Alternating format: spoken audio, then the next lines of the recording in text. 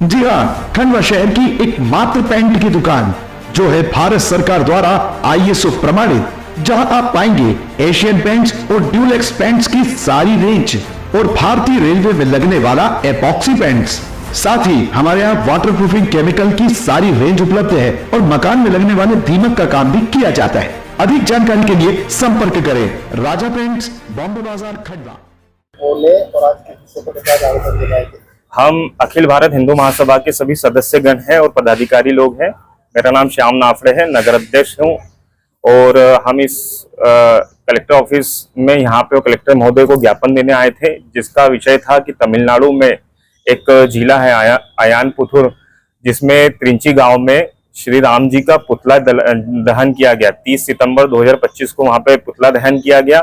जो एक संगठन है वहाँ पे कार्य करता है जो इसी प्रकार की अशांति और सांप्रदायिक सौहार्द को बिगाड़ता है, जिसका नाम है तमिल संगठन का नाम एंथम तमिलर संगम, ये नाम का संगठन है जो वहाँ पे इसी प्रकार के कृत्य करता रहता है। तो जिसपे रोक लगाने के लिए और वो संगठन को है ना वो करने के लिए, बंद करने के लिए, इस विषय को लेकर हमने है ना कलेक्टर महोदय जी को ज्ञापन दिया है, ताकि है ना जिन्होंने ये कृत्य किया उन पर कठोर से कठोर कार्रवाई हो और भारतीय दंड विधान के अंतर्गत उन पे है ना दंडात्मक कार्रवाई हो और साथ में उनके संपत्ति भी नष्ट की जाए, जो इस तरह के धार्मिक भावनाओं को भड़का रहे हैं।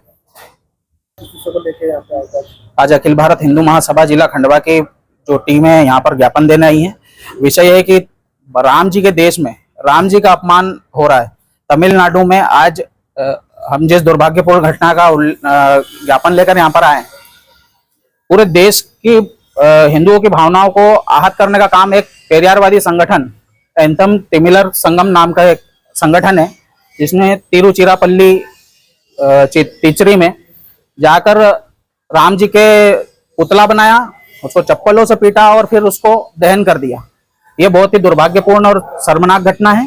पूरे देश का आज देखा जाए तो राम के नाम पर वोट लेने वाले और राम के नाम से सत्ता प्राप्ति करने वाले लोग इस पूरी घटना पर आज इतना समय हो गया मौन बैठे हैं।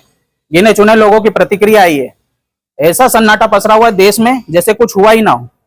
इस देश के आदर्श पुरुष, मर्यादा पुरुषोत्तम श्री राम जी, जिनके आदर्शों पे आज हम चलते हैं, अखिल भारत हिंदू महासभा अपने देश की संस्कृति और धर्म की जो भी विरासत है उसके रक्षण के लिए प्रतिबद्ध है, संकल्पबद्ध है।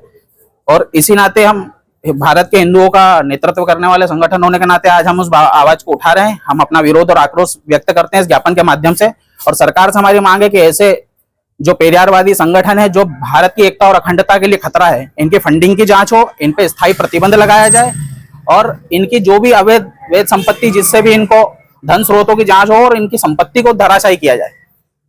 क्योंकि भारत में इस प्रकार का कृत्य, वो भी राम जी के प्रति, अगर सबसे अच्छे शासन की कल्पना हम करते हैं तो जब राम राज्य की बात होती है, और राम राज्य में इस प्रकार से यदि कृत्य होता है तो हम हिंदुओं के लिए भी शर्मनाक है कि हम उस पर मौन बैठे हैं।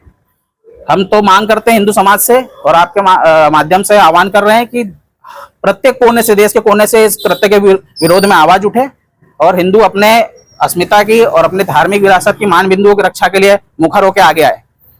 और जहां तक विरोध की बात है, विरोध तो हम देखते हैं आए दिन इस प्रकार की घटनाएं हो रही है, तो इन पे कोई स्थायी रोक लगाए सरकार। और यदि इस प्रकार के कृत्य आगे भी होते रहेंगे, बार बार हिंदू भावना आहत होती रहेगी, तो हमारे ध्यान में सिर्फ एक ही विकल्प आता है। अगर इसका कोई इलाज है तो भारत को शीघ्र हिंदू राष्ट्र घोषित कर देना चाहिए।